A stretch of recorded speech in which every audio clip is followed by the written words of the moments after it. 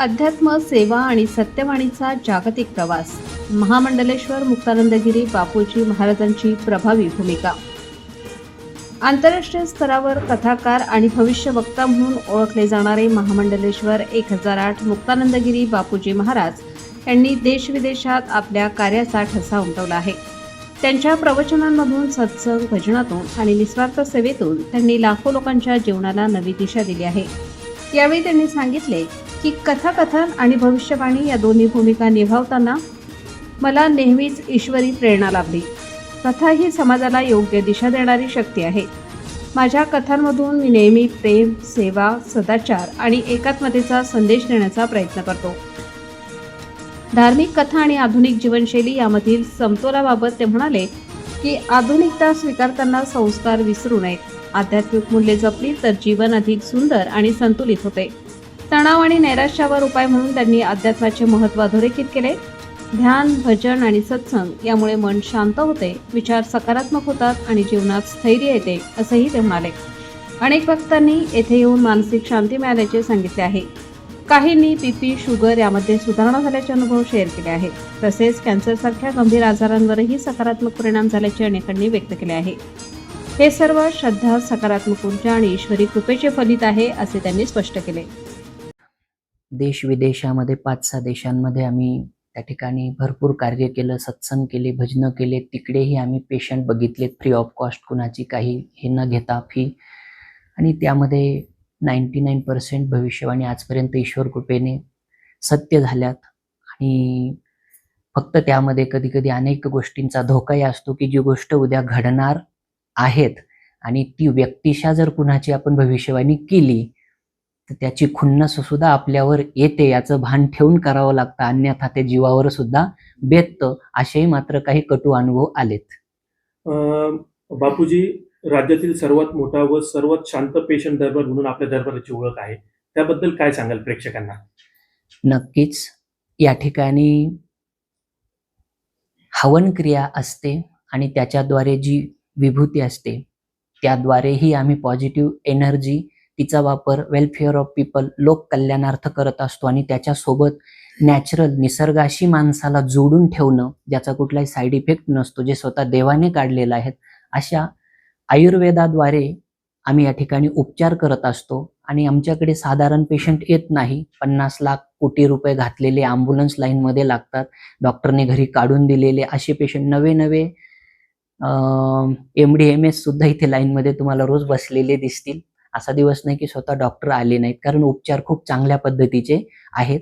आणि एवढी गर्दी असून कुठल्याही पोलिसांची, कुणाची सिक्युरिटीची गरज कधी पडत नाही. खूप शांततेत, बिना वशिल्याचं आणि योग्य पद्धतीने इथे चिकित्सा चालते आणि अनुभवही खूप छान येतात.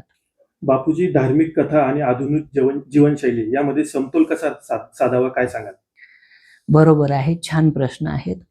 खूप आपण सायन्सवादी बनलं तर आपल्या जुन्या रूढी, परंपरा, प्रथा, संस्कार, संस्कृती याच्यापासून आपण दूर जातो आणि पर्यायाने मनुष्य आय एम समथिंग, मी कुणीतरी आहे, फक्त या इगोने, अहंकाराने माणूस भटकण्याची शक्यता असते. मग जसं आपल्या 2 दातांच्या मध्ये जीभ निवास करते, तिला वरूनही तडा लागण्याची शक्यता आणि खालूनही तडा लागण्याची शक्यता आहे, पण दोन्हींच्या मध्ये जीभ हमेशा नेहमी समतोल राखण्याचा प्रयत्न करते. असं आपण आपल्या चांगल्या सांस्कृतिक प्रथाही सांभाळल्या पाहिजे, ज्यामध्ये कुठल्या अंधश्रद्धा नाहीये.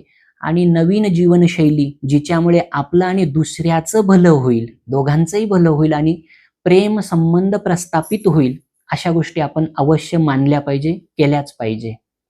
बापूजी, देश आणि जगाच्या भविष्य संदर्भात आपली काय भाकिते आहेत, काय सांगाल? तशी तर भविष्यवाणी आम्ही गुढीपाडव्याच्या दिवशी करत असतो. यावर्षी गुढीपाडव्याला न करता गुढीपाडव्याच्या 5-7 दिवसांनी केलेली आहे. खरं तर ती तुम्ही यूट्यूबवर व्हिडिओमध्ये डिटेलमध्ये ऐकायला हवी. तरी पण छोट्या छोट्या गोष्टी 2-3 आम्ही सांगायला हरकत नाही की खरखर येणारा काळ हा अत्यंतिक वाईटच आहे. अग्निकांड जे आहे ते इतकं घडेल की आउट ऑफ इमॅजिन, कल्पना करू शकत नाही की इतक्या गाड्या पेटतील, इतक्या इलेक्ट्रिकल रस्त्याच्या सुद्धा गाड्या, बोलता बोलता कुठल्या म्हणजे शाळा, काहीही कशालाही आग लागेल.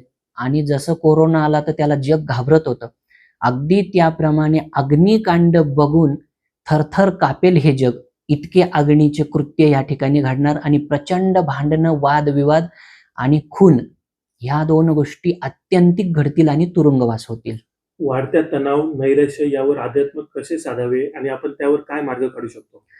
खूप छान प्रश्न आहेत. यासाठी मेन गोष्ट म्हणजे आपलं माइंड जे आहेत, त्या मनाच्या शांतीसाठी पहिले एकाग्रतेची जरूरत लागते. एकाग्रता असेल तर कोणत्याही फील्डमध्ये ते सायन्स असू द्या किंवा अध्यात्म असू द्या, तर जीवनामध्ये चमत्कार अवश्य घडतो. त्याच्यासाठी कॉन्सन्ट्रेशन ही गोष्ट खूप महत्त्वाची. कॉन्सन्ट्रेशनसाठीच आपण सकाळी लवकर उठणं आणि थोडंसं मेडिटेशन करणं, मनाला एकाग्र करण्याचा प्रयत्न करणं, आपल्या श्वासांकडे थोडंसं लक्ष देणं, ब्रीदिंग आपली हळूहळू श्वास सोडणं आणि हळूहळू घेणं, एवढ्या क्रियेने आपलं आयुष्य तर वाढायला लागतंच, पण भरकटणारं मन, चंचल मन हे शांत व्हायला लागतं आणि शांत मन जगातला कधीही चुकीचा निर्णय घेत नाही. ते मनाला शांती देऊन जगाला आणि आपल्याला स्वतःला आनंदच देतं. आपल्या आश्रमात येणाऱ्या भक्तांना आध्यात्मिक आणि मानसिक शांतता कशी मिळते काय सांगाल?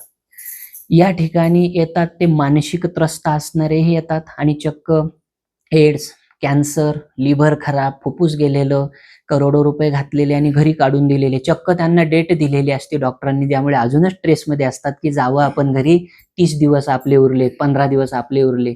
असे लोक या ठिकाणी येतात. तर पहिलं तर आम्ही त्यांना आमची जशी विल पॉवर अत्यंत स्ट्रॉंग आहेत, असं त्यांची विल पॉवर पहिले तर आम्ही वाढवण्याचा प्रयत्न करतो. त्याच्यानंतर मनाची स्थिती जर उत्तम झाली तर तुमच्यापेक्षाही जास्त सिरियस असणारं पेशंट कशा पद्धतीनं आपण ठीक केलं तर तुम्ही सुद्धा ठीक होणार. पहिले ती ही भावना पॉझिटिव्ह, सकारात्मक जोडावी लागते. यात कुठली अंधश्रद्धा नाही. हा पॉझिटिव्ह एनर्जीचा एक चमत्कार असतो. ती ऊर्जा असते, ती संचरित झाली म्हणजे अर्धा माणूस तर तिथेच ठीक होतो. आणि त्यानंतर मग औषधी, चिकित्सा, विश्वास या गोष्टी, काही पथ्य असतात त्यामध्ये, आहार विहार अशा गोष्टी समजावून, काही दिशा सुद्धा असतात, कुठल्या दिशेला काय केल्याने आपल्याला कुठली गोष्ट आपण प्राप्त करू शकतो त्याचंही खूप महत्व आहे. अशा सगळ्या गोष्टी मिळून आम्ही तो समतोल राखून त्या मनुष्याला आरोग्य देण्याचा प्रयत्न करत असतो. बापूजी, सध्या आपण जर बघितलं तर समाजामध्ये हे नकारात्मक विचार पसरवण्याचं काम खूप मोठ्या प्रमाणात केलं जातं. काही समाजकंटक असे सुद्धा असतात की ते या ठिकाणी नकारात्मक बातमी सुद्धा पसरवतात. त्यांना आपण काय संदेश द्याल आणि काय सांगाल? खरी गोष्ट आहे. पहिली गोष्ट तर हे कलियुग आहे. पहिलेच लिहून ठेवलेलं आहे व्यास मुनींनी आजपासून 5000 वर्षापूर्वी की कलियुग इतकं भयंकर येईल की येथे सत्याला, चांगल्याला खूप त्रास होईल.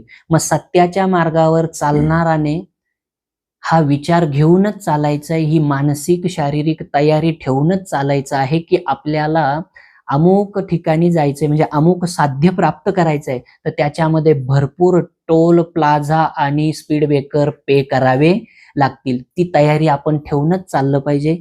आणि म्हणून सत्याला त्रास हा होतोच, पण आपण सहनशीलता वाढवली पाहिजे, सकारात्मक ऊर्जा ठेवली पाहिजे. आणि आता जर दिवस आहे तर थोड्या वेळाने दिवस अस्ताला जाणार आहे, अंधार होणार आहे, अंधार गेल्यानंतर पुन्हा काही तासाने प्रकाश येणारच आहे. ह्या भावनेने परिवर्तन हे नित्य असतं. नकारात्मक वाईट गोष्टीही थोड्या वेळाने, थोड्या दिवसाने निघून जाऊन पुन्हा सूर्याप्रमाणे सगळं पूर्ववत होईल. हा भाव प्रत्येकाने ठेवलाच पाहिजे. कधीही मनुष्याने हारू नये. कधीही सुसाईड करण्याची इच्छा, कितीही दुःख आलं तरी मनात येऊ देऊ नये, हे महत्वाचं आहे. बापूजी, आता आम्ही बघतो अनेक वर्षापासून आपण गोसेवेच्या माध्यमातून नेहमी चांगलंच करत आला आहात. त्याबद्दल काय सांगा? बरोबर आहे. सनातन वैदिक धर्माचा विचार केला तर गायीसारखं महत्व कशातच नाही. भगवंताने नेहमी अवतार घेतले. आध्यात्मिक दृष्टीनं विचार केला तर त्या भगवंताने सुद्धा, कृष्णाने देखील गायी पाळल्या. गायीसाठी भगवंत वयाच्या 4थ्या वर्षी वनामध्ये भगवंत गायी घेऊन गेले. ते याच्याचसाठी की जसं संत म्हणतात, आधी केले मग सांगितले, संत तुकाराम महाराज, की ह्या जीवनामध्ये काहीतरी विशिष्ट आपल्याला आदर्श प्रस्थापित करायचा असेल तर त्यासाठी सगळ्यात पहिलं आपलं आचरण चांगलं असावं लागतं. आणि ते बघून त्या पावलावर पावलं ठेवून बरोबर लोक चालू लागतात. म्हणून तर कृष्णाने सांगण्याच्या आधी पहिले गायीची सेवा करून दाखवली आणि नंतर ती गोसेवा चालू झाली, ज्यामुळे खूप पॉझिटिव्ह एनर्जी निर्माण होते. आणि तिच्या आजकाल गोमूत्राला लोक नाव ठेवतात, दुधाला नाव ठेवतील, पण एका वाक्यात सांगायचं झालं तर सर्चिंग करायला हवं. 2004 साली अमेरिकेने सुद्धा आपल्या देशी गावरान गाईच्या गोमूत्रावर चक्क आजारांसाठी 4 पेटेंट घेतलेले आहेत. एवढ्या गोष्टी महत्वाच्या आहेत गाईच्या बाबतीत. बापूजी, आपल्या आश्रमात आल्यानंतर आपल्या भक्तांना आनंदीमय जीवन जगण्यासाठी आपण काय संदेश द्याल? आनंद हा मनामुळे मिळत असतो आणि सुख हे पैशानं मिळत असतं. कारण सुख हे शरीराला मिळतं आणि सुख हे शरीराला मिळतं तर ते वस्तूनं मिळतं आणि वस्तूसाठी काय लागतो? पैसा. म्हणून म्हणतात पैसा सुख देऊ शकतं पण आनंद देत नाही. म्हणून तर अनेक श्रीमंत लोक, पैशावाले दुःखी असतात. त्यासाठी आपलं मन आनंदी ठेवण्यासाठी मनच आनंद देऊ शकतं. मग ते आपण निसर्गाकडे वळवलं पाहिजे. आपण त्यासाठी वृक्ष लावले पाहिजे. तो लावलेला वृक्ष आपल्याला आनंद देतो की मी कधीतरी तुला लावलं होतं, तू माझं संगोपन केलं. आणि त्या वृक्षात साधुता असते. तो वृक्ष आपल्याला शिकवत असतो, मी कधी जातीभेद करत नाही, मी कधी धर्मभेद करत नाही, मी कधी वर्णभेद करत नाही. कुणीही माझ्याकडे फळ तोडण्यासाठी आला तर मी प्रत्येकाला देतो. ही खरी साधुता असते, ही साधू जीवन असतं. ही प्रेरणा निसर्गातून आपल्याकडे येत असते. दुसऱ्याला पाणी देणे, पाणपोई निर्माण करणे, परोपकार करणे, सेवा करणे, ह्या ज्या गोष्टी जुन्या नॅचरल, ह्याच्याशी आपण जितकं जोडलेलं राहू त्याच्यासाठी सगळ्यात पहिले आपले जे आईबाप असतात, आई साक्षात चंद्र आहे, बाप साक्षात सूर्य आहे. हे कुंडली तुम्ही मानत असणार तर अकॉर्डिंग टू युअर ॲस्ट्रॉलॉजी, आपल्या कुंडली ज्योतिषशास्त्रानुसार सुद्धा आपण आईला खुश केलं तर चंद्र आपोआप चांगले फळ द्यायला लागतो. आपण बापाला खुश केलं, पित्याला खुश केलं, त्यांच्या आज्ञेत राहिलो तर सूर्य आपोआप आपल्याला मान, सन्मान, यश, कीर्ती आणि आरोग्य द्यायला लागतो. कारण प्रत्येक ग्रहाकडे त्याचे त्याचे कारक तत्व ठरलेले आहेत. अशा दृष्टीने आपण सगळ्यांना आनंदित दुसऱ्याला ठेवलं तर प्रकृती त्याचं बरोबर आपल्याला आनंद पुन्हा रिटर्न देत असते. बापूजी, आपण आपल्या आश्रमाच्या माध्यमातून आजपर्यंत कित्येक वर्ष सेवा करत आले आहात आणि या ठिकाणी बरेच आपण भक्तांना ते मार्ग सुद्धा दाखवलेला आहात. त्याबद्दल काय आपला अनुभव आहे आणि काय सांगाल? खूप छान प्रश्न आहेत. सद्गुरू जनार्दन स्वामींनी, गुरूंनी जे पहिलं मंदिर नांदगाव तालुक्यामध्ये पिनाकेश्वर महादेव ज्या ठिकाणी आहेत त्या ठिकाणी आम्ही साधना केली. आमच्या जीवनाचा मार्ग साधनेच्या दृष्टीने तिथून सुरू झाला 2002 पासनं. तर त्या क्षणापासूनच आम्ही जगाला मार्गदर्शनही करतोय. आमच्याकडे जे काय असेल त्याला डिस्ट्रीब्यूट करण्याचाही प्रयत्न करतोय. आणि अलीकडे औषधी जरी आम्ही उशिरा निर्माण केली, परंतु तुमच्या घरीच तुम्ही घरातल्या घरात काय औषधीचा वापर करून कोणता आजार घरीच तुम्ही ठीक करू शकता, ही सेवा आम्ही 2002 पासूनच चालू केलेली आहे, जिला आज 24-25 वर्ष पूर्ण होत आलेले आहेत. आणि खूप चांगला आनंद आहे. असे माणसं दुःखी आपल्याकडे येतात, शरीराचेच नाही, की आमच्यावर कर्ज आहे किंवा अशी घटना घडली, आम्ही आता सुसाईड करणार, आत्महत्या करणार, असे माणसं इथून जाताना त्यांना आम्ही मार्गदर्शन दिल्यानंतर हसून गेलेले आहेत. आणि जे आज आम्हाला हात जोडून धन्यवाद करतात, हा खूप मोठा आनंद आमच्या हृदयात आहे. असे कार्य तर खूप साध्य झाले की दुसऱ्याच्या कामी आम्ही नक्कीच पडलेलो आहेत. बापूजी, जाता जाता आपण आपल्या समाजाला आणि समाजावर प्रेम करणाऱ्या लोकांना काय संदेश द्याल? आजच्या काळामध्ये हा प्रश्न सगळ्यात श्रेष्ठ आहे आणि हेच मार्गदर्शन सगळ्यांनी हृदयात उतरवलं पाहिजे. ते खूप जरुरीचं आहे. सध्या जातीभेद हा प्रश्न खूप मोठा आहे आणि त्यामुळे अध्यात्मात मन लागत नाही लोकांचं, किंवा माझा अध्यात्म वेगळा, तुझाही अध्यात्म वेगळा, हा मोठा प्रश्न निर्माण झालाय. तर आमचं समाजाला सगळ्यात पहिलं सांगणं हे आहे की जाती आपण नंतर बघाव्या, वर्ण सुद्धा आपण नंतर बघावे. आपल्यामध्ये आत्मा आहे, चैतन्य आहेत. जसं आता तुमचे कॅमेरे, टीव्ही, मोबाईल ह्या गोष्टी चाललेल्या आहेत, वरती फॅन चाललेला आहे, लाईट चाललेली आहे, तिथं पॉवर देत आहे. हे उपकरण, इक्विपमेंट वेगवेगळे, पण याला संचलित करणारी ऊर्जा मात्र, पॉवर एक आहे. असे आपण अनंत आहोत, वेगवेगळ्या जाती, धर्म, खूप काही, परंतु त्याच्यामध्ये बसलेला आत्मा, परमात्मा मात्र एक आहे. मग त्या एककडे लक्ष ठेवून आपण शांततेनं जीवन जगावं, कारण आपण शांत राहिलं तरच दुसऱ्यालाही शांती मिळते. या भावनेनं आपण चाललं पाहिजे. सगळ्यात पहिलं आम्हाला तर नक्की वाटतं की जातीभेद भडकवणं, त्याच्यातनंच सगळ्यात मोठी अशांती निर्माण होताना सध्या दिसते.